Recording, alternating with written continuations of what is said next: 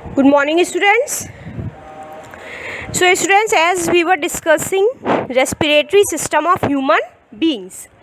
So, I told you human respiratory system consists of nose, pharynx, larynx, trachea, bronchi, and lungs. So, lungs are present in the chest cavity, and this is surrounded by ribs on both the sides. And at the base of the chest cavity, there is a large muscular sheet called diaphragm. You can clearly see in the diagram. The diagram is very important, and you can see in that diagram each and everything very clearly. So see, first is nose. I told you that nose, we breathe through nose and air enters by that only.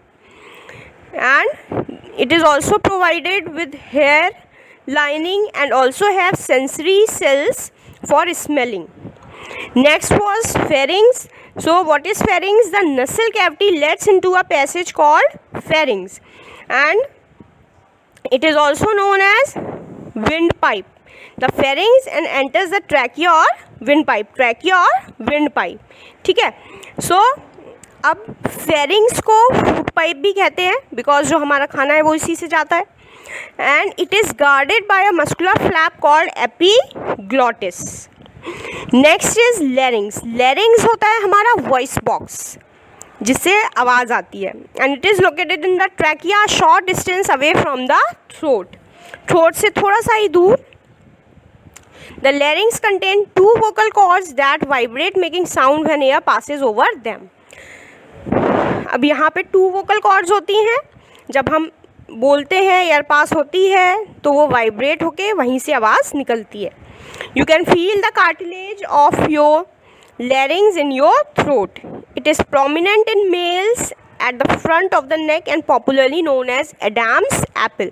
तुम लोगों ने देखा होगा गले को छू के देखो तो कुछ उभरा उभरा सा होता है गले के पास. मोस्टली इन बॉयज़ आसानी से दिख जाता है. So it is only known as Adam's apple. Next is trachea. Trachea is a muscular tube. The walls of the trachea have rings of flexible support tissue that prevents it from collapsing.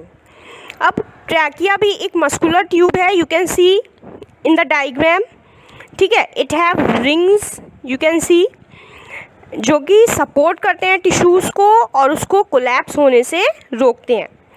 Cells lining the trachea also have cilia, which moves dust particle away from the lungs. जो कि lungs में अगर dust particles जाते हैं तो उनको रोक लेते हैं.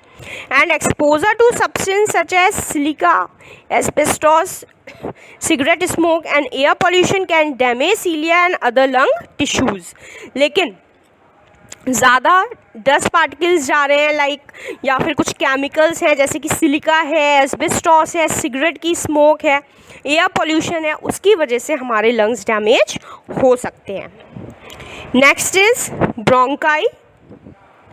सो trachea divides in the thoracic cavity into 2 bronchi.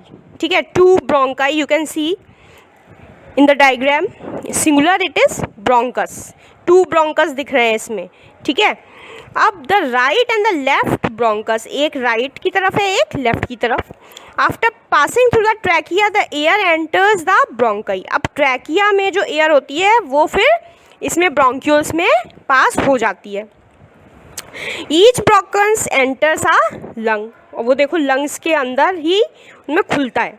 And air is pulled into smaller branches of the bronchi and eventually enters small branches called bronchioles. फिर धीरे धीरे करके वो हवा जो होती है एयर होती है वो bronchioles में एंटर हो जाती है. Next is alveoli. The bronchioles connect to tiny ducts led into air sacs called alveoli. Means छोटे छोटे टाइनी डक्ट्स होते हैं एयर सैक्स के, that is alveoli. Alveoli are usually surrounded by capillaries and the gaseous exchange take place in alveoli. Oxygen in the alveoli passes into the blood cells and is carried to different parts of the body.